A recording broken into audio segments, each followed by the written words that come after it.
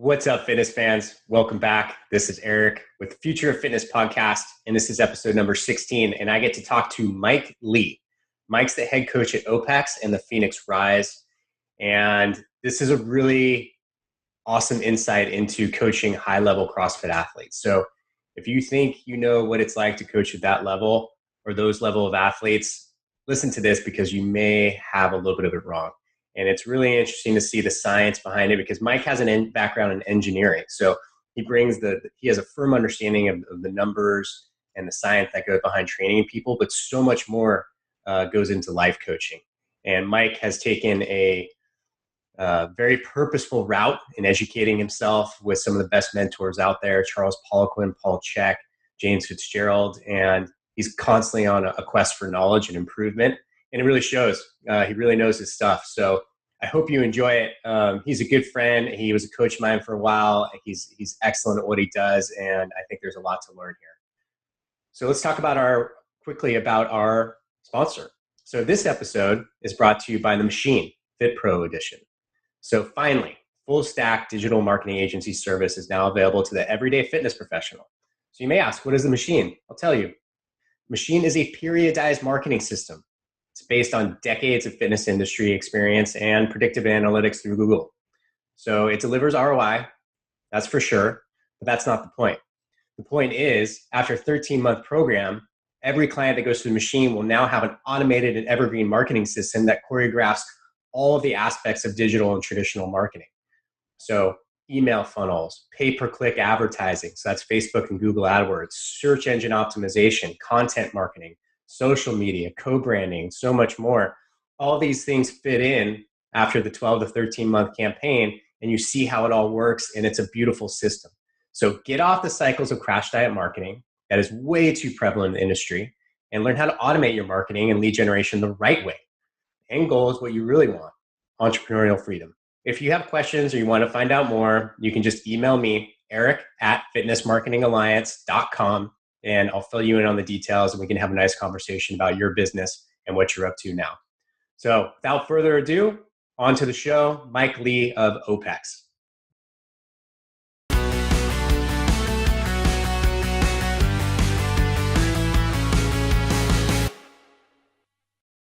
Hey everybody, this is Eric with the Fitness Marketing Alliance, and I have a really cool guest today. I got Mike Lee from OPEX, who was actually my coach for a good better part of 2, maybe 3 years. Yeah, man. So we know each other pretty intimately.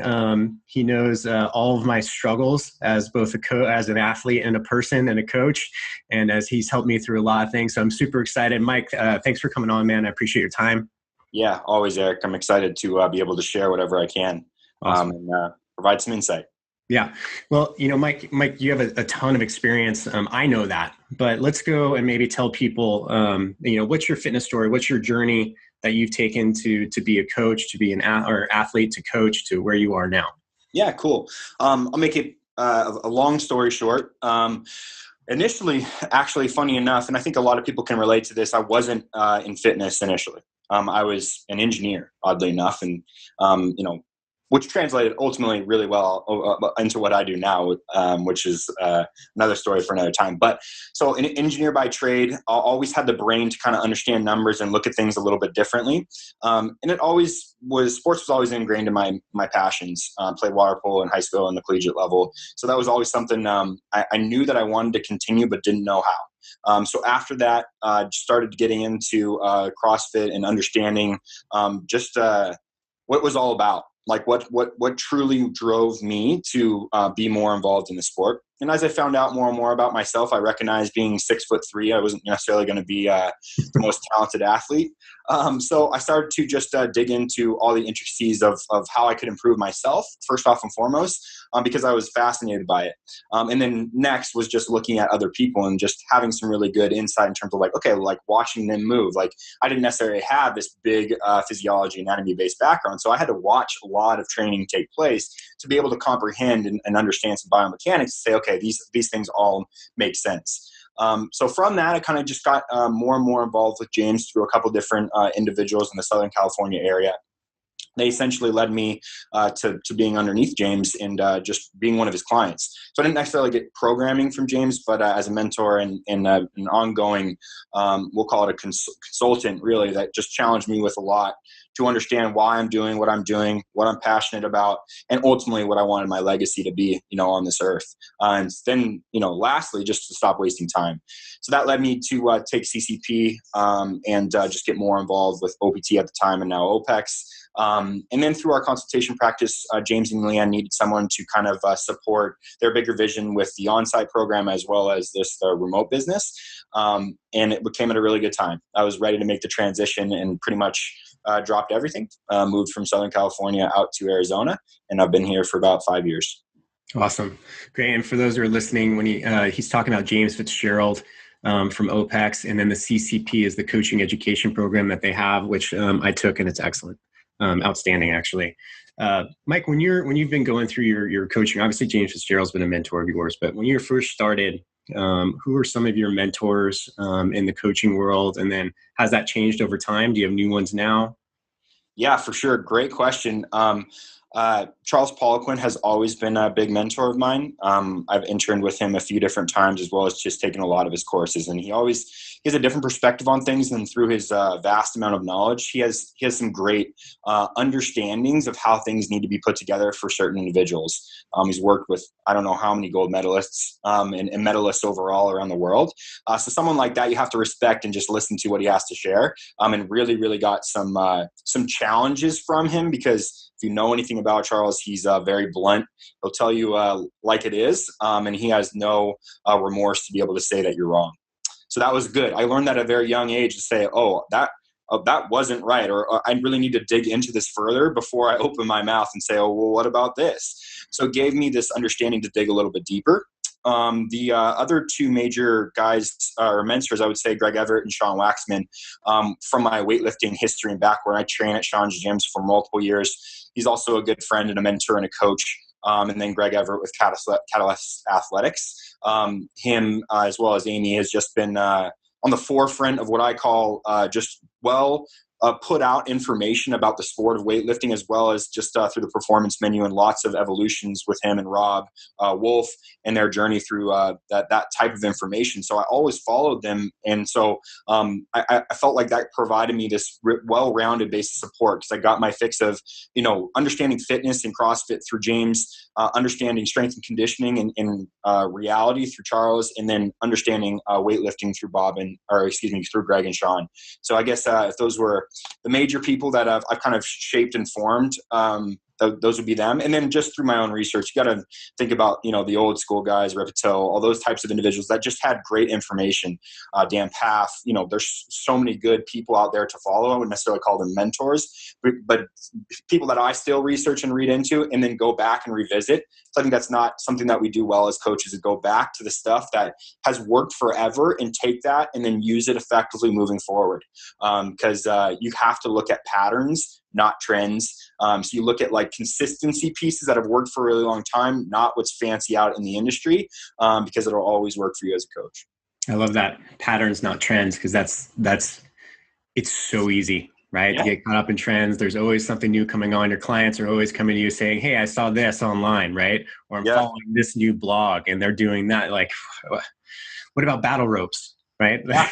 Yeah. You got this new hydraulic, up and down machine. It's supposed to do this, and just, grab a barbell and shut up. How do you, Mike, how do you feel that you have, whether intentionally or unintentionally, differentiate yourself from other coaches? Yeah, that's a really good question.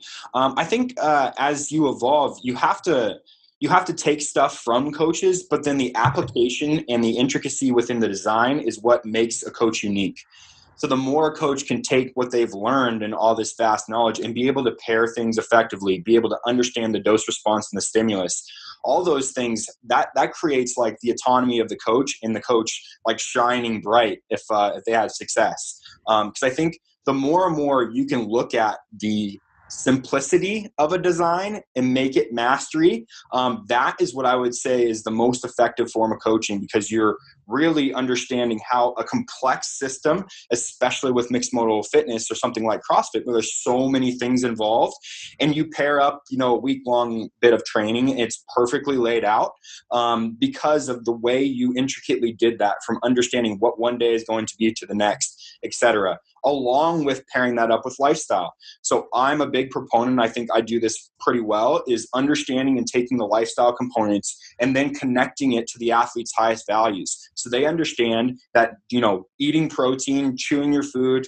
drinking water throughout the entire day leads to them having more success as an athlete, which helps them set up for the long-term goal, which, is to make the CrossFit Games or whatever that may be. Because a lot of times, Eric, I'll just be brutally honest, even the most advanced athletes, we think everything's, butterflies and rainbows, and it's shit. So you should see the amount of retraining of behaviors it takes for even high-level athletes to be able to come to a point where they're like consistent with the smallest things that help them overall long-term. But what do they get, or what do we see? It's like the next supplement or the next, weight loss trend or the next diet trend, or it fits my macros. Like, all these things are out there, but if they can't do the basic things, which still a lot of them struggle with, the ability to utilize everything that they're taking in or getting from all over the place is less effective, which means that it's less aligned with their long-term goal. So myself, I think that the maximizing their potential and understanding how intricately all those things have to play a part in the bigger picture, not just throwing together a great program design, is what would separate me as a coach. Yeah. The first thing that comes to mind when I hear you talk to is, so I've been to a number of certifications, weekend seminars, things like that. One of them that they're always, when I go to one that's outside of the world of functional fitness and CrossFit, right? There's always like, it's guaranteed that somebody's just going to rip on CrossFit, right? It's just guaranteed, always, right? Always. It's always. Same with me. So yeah, the one that was the best, I think, I was sitting through it, and the guy was doing a presentation, and he showed, a flashed up on the screen a CrossFitter, and he was doing a handstand underneath a barbell racked, so his feet were on the barbell, and press it up with his feet. Yeah, I've seen that one. And then there's the CrossFit people. And I was like, yeah, I just don't see that. I don't see that happen. And what I would like to see is more people see that the science behind it, that it's extremely intricate, right? The complexity of coaching is, think about all the demands when it comes to energy systems, Olympic lifting, gymnastics, and all these skills afterward. And then you have to deal with the mental part of the athlete and the emotional part of the athlete. I think it's probably one of the most challenging sports, because, you and I come from a water polo background, very difficult sport, right? Training is very hard. And, but when I got into CrossFit, I was like, wow, there's a lot to this. And there's that Dunning-Kruger effect of like, when you're just getting in, you think you know everything. And then when you get deeper in, you're like, I don't know shit. Yeah. I got a lot to learn, right? Sure. That's why I love it so much. And for that fact is, as you dig deeper, you now feel like you know nothing and have to retrain your brain all over again. But that allows, for me, fulfillment, because I'm on this journey of long-term growth and consistent learning from my own coaching. And 100% almost every time, what I have recognized is a lot of the people that just knock it and don't understand it is exactly that. They have no idea of what actually takes place. So their decision is just to knock it because they actually can't put it together. It's like, well, energy systems plus weightlifting plus gymnastics, all of these things compounded, like, you want to try to put that together and tell me it's simple? Well, it's not. So I think the evolution of the coach within the sport is a very valid one, and something that will be more and more respected over time. It's just new. And of course, from the side of the business that gets knocked in media that, people are doing dumb shit all the time, really. Well, there's a lot of other individuals like our crew at OPEX that are doing really smart training and trying to show that this evolution and improvements for functional fitness and for CrossFit can happen, and it can happen well with a good design plan. Because there's a lot of like randomness, we just do anything type of understanding and conversation out there about the sport. And that's actually what gets kind of knocked. It's like, oh yeah, well, you guys are just throwing shit on the board and it should work. Well, it's not how we all do it. So I think more and more people have to understand what is in the sport prior to putting up something like that on the board and just saying, oh, CrossFitters do this. Because I'll challenge them to put together a program and let me see it. And then we'll have a good conversation about how they intricately blended all those things to maximize the potential in the sport. Yeah. And it's interesting too, because it goes both ways. And, my first couple of years of coaching functional fitness and CrossFit, I was the worst. I'd be like, bodybuilding, that's stupid. Why would you ever do that? I do functional training, right? And guess what I do now? Bodybuilding. Bodybuilding, right? I do bodybuilding. Full circle. Yeah. And boy, do I feel like a jerk. So, compared to, you coach a lot of high level, you have the vantage point of coaching high level athletes in the sport of fitness. Does your approach change from general population to coaching athletes? And if so, like in what ways? How does that change for you? Yeah, good question, Eric. And through the evolution for myself as a coach, I've had to learn that I have to get more and more comfortable with really identifying the type of client that I work with. And that's something for all coaches to learn. The more and more you can create the avatar that works really well with you, and you could be honest about it. So everything that you put out is like, this is who I work with, this is why, and this is what I'm good at. The more and more people will be attracted to you. Yes, it closes that gap on casting this wide net. But over time, you'll see that the wide net sometimes brings in fish that aren't gonna last long, right? So they're not necessarily best for the relationship that's established. And all of a sudden, both the client and the coach are unfulfilled because it's just not a great fit. And there's a lot of people that want to coach, everyone. And my challenge is to say, okay, like, are you really maximizing your understanding of who you're coaching by having such a big net? So that being said, I think big picture stuff is I'm really pushing towards coaching fitness athletes and the continuum of improvement for those individuals. I don't necessarily say, if you didn't make the top 100, I'm not going to take you on at all, because I think, actually a program to take someone from 700th to 200th to 50th to potentially qualifying for regionals is more intricately designed and shows me that a coach is actually better at what they do than making someone go from third to first, or they've been at the games for 4 years and I'm just taking them back. Like, to be honest, and I've said this multiple times, they could do lots of anything and still be good.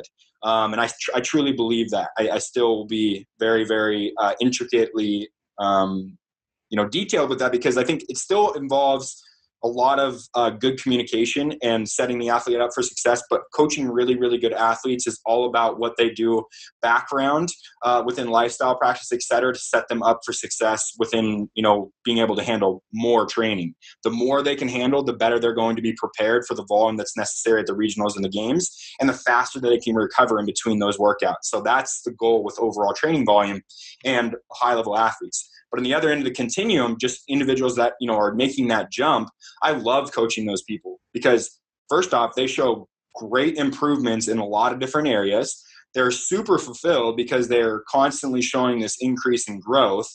And ultimately, for me, I can really look at a program like that and say, wow, I can see a lot of good stuff that I did in here to really maximize this person's potential. And I can learn from that and then use it moving forward. To where someone that's really good, you can give them lots of everything and they're going to still continue to be good. So I think it's less intricate. So I've finally found my niche in the market, and that's coaching fitness athletes. That's huge. That's a great lesson too, because nothing changes. I mean, I see parallels every day between fitness and business, and, same thing goes. We were just talking about this before we started recording about how you have to know whatever it is, whatever service you're providing, you have to know who your ideal client is, because once that is known, and sometimes it takes forever to figure it out. Yeah. But once that's known, everything just falls in line. And now you see success, right? Both for you and the client. And that's a huge piece. When you talk about helping clients on, I guess what you probably refer to the back end, right? Of understanding, what things need to go into place to recover properly so they can train more.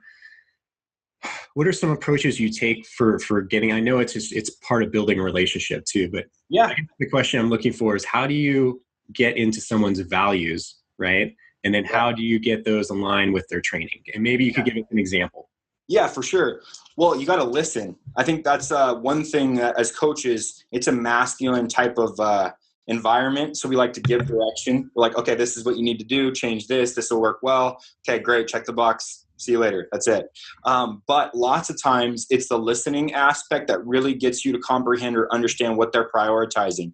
So if certain things, for an example, Eric, I'll have my athletes write out an entire day. Like, what do you do throughout your day? Give me minute by minute. You wake up, what do you do? You have breakfast, what do you do after that?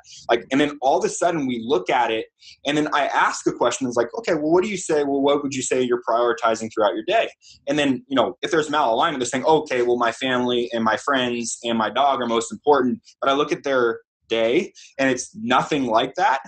There's no family, friends, or dog within what they're showing is what they're doing and executing on it every day. I'm going to say, okay, well, just as a noticing on my part, and I'm not going to say, oh, well, that's, not the case because, you're not showing it, so it's over with. I'm saying, well, why do you think that you necessarily are not doing those things within your entire day? And it just creates a thought process to like, oh, that's really interesting. Maybe some of these things aren't as important. And that way you start to chip away at a really deeper conversation, and where all of a sudden they're like, okay, these are the things that are important to me. My own success within fitness relies around like me being accepted in the gym and people looking up to me. That's a great learning for me as a coach to understand. That's something that they really highly value, like for people looking up to them and them being a role model to all these different people. And all of a sudden it becomes less connected, like them, getting first in the open. And it's just that piece of them feeling confident and them sustaining this level of role model in the gym setting. So you can see there's multiple renditions of that throughout understanding what is in someone's day and then what they're saying is important. So as soon as we can align those things and, they can say these things are important, it's really, really identified during their day. If they say training is important, they're training for 4 hours a day. They say their family is important, they're having dinner with their family every single evening because it's a block of time in their schedule. Like those specific things, if they're in there, then I can say, okay, great. Now we're fully aligned, and you can see lots of stuff gets better when there's full alignment. Awesome. Yeah, I remember when I first started working, I think it was with James, and I did the DeMartini value assessment. Yep. Ooh, that blew my mind. I mean, I took it, and it's you guys can look it up. It's just DeMartini. What's his first name? Is it John DeMartini? John DeMartini value assessment, and it takes about 20, 30 minutes if you do it right. Yep. And I remember thinking when it started, like, okay, these are what I think my values are. And then I did the whole test, and I was like, yeah. And the thing that's going to be shocking for most people is what society tells you your values should be. And then if you're very honest with yourself, what your values actually are. But as long as if you can become cool with that, then things will be okay, right? Yeah. But you just have to align it. Yeah, there's so many biases formed by what we see in media and our parents. All those things now are weighted upon us, and all of a sudden we look at it, and if I was to look at my values, maybe my family's not the top one, and people may scorn me for that and be like, I cannot believe you would say that should always be number one. Well, I'm honest, and I'll say that in my day, I don't spend every waking second making sure that I call my mom and my dad, and I call my sisters for half an hour per day. Now, I'm not saying that anyone else that shows a value to that family or to family, that's not okay. That's great. But you shouldn't have biases around the judgment of what I'm saying are my high values and what other people are saying are theirs. So the more and more we can get comfortable of the uncomfort of the judgment and biases that are placed on, by society on us, and the more and more we can get real. And that's what a coach should eloquently do, is just get real with a client to ask some tough questions so that you dig down to the surface. And what does that create? A great relationship that creates ongoing trust and communication. If you have that, it's going to be a good relationship that will last a long time. That's awesome. So what I'm picking up too is that really doesn't matter what the client's goals are.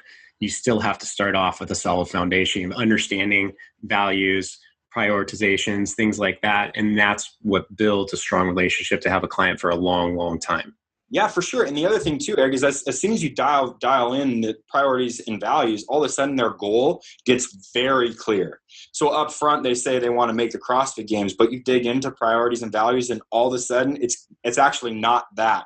We finally dig up and scrape down to this part of like, okay, actually, I just want to train, be healthy, and have no connection to the open. But I thought that the open was going to allow me to be accepted by my peers. Like that is that's like groundbreaking stuff. That's like, wow, that is so fascinating to me to be able to say, great, now we can have a great conversation on how we continue to show improvements in fitness, but keep this long-term continuum going for yourself where you feel accepted, you feel like you're training well, ongoing, and then dig into why you need to do the open to feel accepted. What is that going to give you? Like, you got to ask those questions. And I think the more and more you can do that with clients, the more the goal is aligned long-term.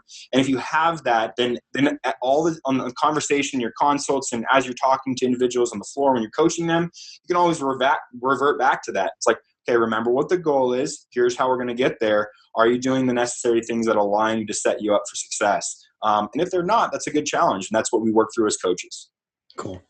Awesome. So the title of our podcast here is The Future of Fitness. And everyone's got a different opinion, right? But where do you see the world of fitness going? And it's young, this is only this industry is 40 years old. Right. Where do you see it going in the next 5 years? And that could be, is it technology? Is it changing it? Is it, level of coaching that's changing it? Is it the education of coaches that's changing it? Is it recovery? Like, where do you see the biggest, bright spots for the next 5 years for the world of fitness? Yeah, for sure. Well, I like to say we'll have a big part in that, just because I am biased towards our CCP program and what can offer coaches. But I think the big thing, there is lots of ways of technology. And remember, the technology that we've implemented is not necessarily to make things more sexy.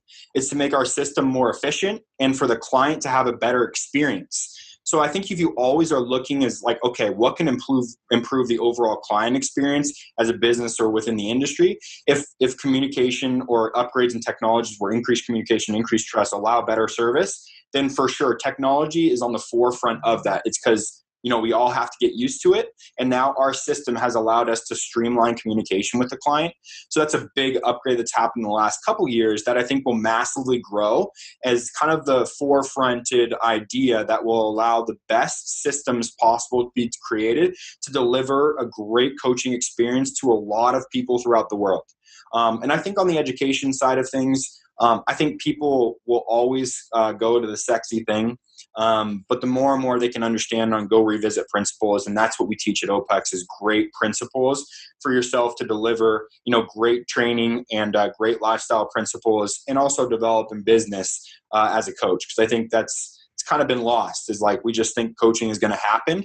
Well, it doesn't. You got to be a professional. And the more and more that I see it is that's where the industry is headed, to make and create professional coaches that have a long-term continuum in this thing we call coaching. And if that happens and I have a big part to play in it, I can check the box and, move forward onto my next life. Awesome. Yeah. I think we're all cheering for the fitness industry and would love to see, professional fitness coaches become a bigger part of more conversations, right? Yeah, for sure. Not just, the private trainer who they think of who's a 23-year-old, working at a big box gym and drinking coffee while, he's got his people on a Smith machine or something like that, right? Yeah. Yeah. And last point, just on technology, because there's a lot of things that are coming out with recovery and readiness. Yeah. The more and more we can maximize, individuals' ability to recover and do more work within the context of the sport of fitness or functional fitness, I think it's going to only legitimize the capacity for people to see these monsters, essentially. So, but you got to also remember, if people don't chew their food, drink water, sit down to eat, sleep all night, like I don't care what you do with technology, if you don't have the basic principles, so we always go back to the basics. And that sexy, shiny object that you're using, Whoop, the Qualo ring and all these other ideas coming out, fantastic as a gauge for readiness. Accuracy, I'm still going to challenge on the most accurate measurement. Unless you're hooked up to like a serious HRV machine to understand it. But that being said, it's like, okay, do I have the basics? Because if not, yeah, you're going to look at all these things like, oh, Whoop doesn't say I'm ready, but you have no baseline to understand that you're at a base. You actually are doing the things that you need to be able to look at Whoop and say, okay, now I'm collectively getting some good data to give me more on what I can do to even further my improvements on those things. but without a base, it's inconsistency. I just see it as that. And it's decent. I think there's a lot of technology that are going to continue to come out that will improve what we do. It's always good to look at. There's no data I won't look at and just evaluate as a coach. But I think long term, as long as you look back to principles and basics, the evolution of fitness will continue to push forward, but don't forget them. Awesome. Yeah. And it's interesting. I have a conversation with Coach Bob Tucano coming up next week. Oh, great. And he's been, I remember sitting through a workshop of his about probably 5-6 years ago. And he said, there's a huge blind spot that we have in the United States when it comes to training, and it's called recovery. Yeah. I was like, interesting. Recovery. Okay. So what is that like? Yeah, that's what allows you to do all the training. You go to Eastern Bloc or, China and things like that, and they're going to have that's a huge part of it. It's like, as soon as you're training, you're in recovery now. And here in the United States, it just doesn't happen unless you're a high level pro athlete in a sport that has a ton of revenue. So that's a really interesting point. So, two more questions for you, Mike. And this one, and we talked about this a little, if there's a lot of noise in the fitness market, right? Especially now, social media is such a powerful tool. And a lot of people, and this was big when I opened had my gym even 5-6 years ago. And there's always the promise to people of losing 20 pounds in 7 days, right? There's always these promises and people who, and I feel, and it's unfortunate times because coaches who take the time to really educate themselves and are great coaches can lose out on promise. And this goes on in an industry, but if you are that coach who's taking your time to educate yourself and you do good work for your clients, but you keep getting combated, you're losing clients to those false promises. What advice do you have for that coach and trainer on how to deal with that, when the conversation comes up and then over time? Yeah, for sure. Well, a couple of things is when I hear that the goal is misaligned or wasn't communicated well between the client and coach up front. Because if there is true alignment for the coach to say, okay, you want to lose 50 pounds, it's going to take 8 years. That is real. And I think coaches don't do that enough. And I completely get it's hard to sell the long-term game. I'm not discounting that at all. I know how hard it is to sell the long-term game because I have to do it day in and day out. But that being said, the more and more you can create the communication up front about the capacity to be able to educate the client, I think that's super important because if you educate them on how to lose weight effectively and keep it off and why those systems actually don't work, and here's some data to show that it doesn't work, and here's the reasoning behind detox and the reason you don't want to put it off that fast. Like if you're providing education context, all of a sudden the client understands more, and when those shiny objects come up, you remind them, say, remember the long-term goal. And also you have to have stages where you show gradual improvements. We use the InBody. You can do calipers. There's lots of things that, okay, we're making progress. And as soon as they see progress, they can start to get bought into the long-term plan. But I would say it starts with great communication up front with the client and a clear understanding of what it's going to take with their goal long-term. And for clients that want to lose weight, you always have to ask them, why do you want to lose weight?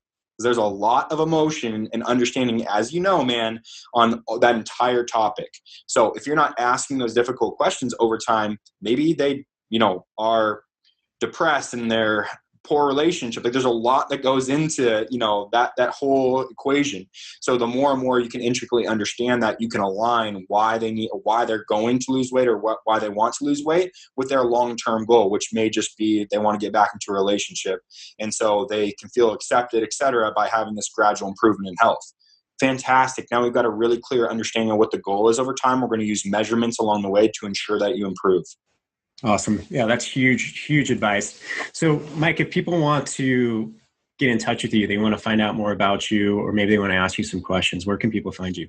Yeah, just www.opexfit.com. Instagram handle, Mike Lee OPEX. Oddly enough, all the girls at Lululemon, my fiance works there, and that's what they call me as I walk into this. Hey, Mike Lee OPEX.